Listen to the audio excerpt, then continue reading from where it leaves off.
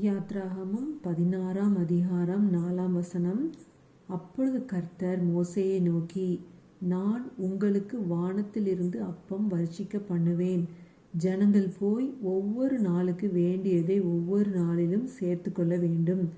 அதனால் அவர்கள் என் நியாய பிரமாணத்தின்படி நடப்பார்களோ மாட்டார்களோ என்று அவர்களை சோதிப்பேன்.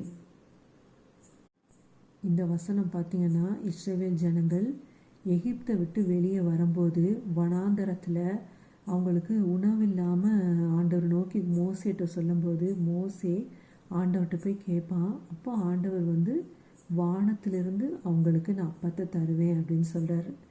இதே தாங்க நமக்கும். இன்றைக்கு நம்ம உலகம் அப்படிங்கிற அந்த வனாந்தரத்தில் நடந்து வரும்போது ஒவ்வொரு நாளும் அதிகாலையிலே ஆண்டோட சமூகத்தில் போய் உட்கார்ந்து ஆண்டவர்கிட்ட வார்த்தைகளை பெற்றுக்கொள்ளணும்.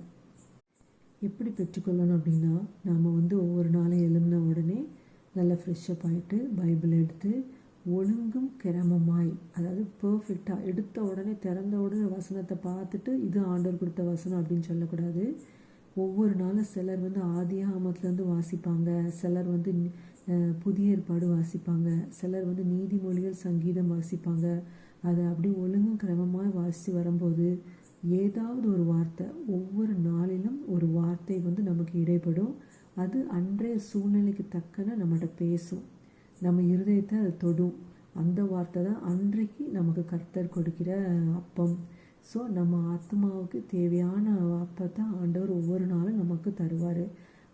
அதன்படி நம்ம அதை வாங்கி கொண்டு நடந்தோமானால் அந்த நாள் முழுவதும் நமக்கு ஆசீர்வாதமாக இருக்கும்.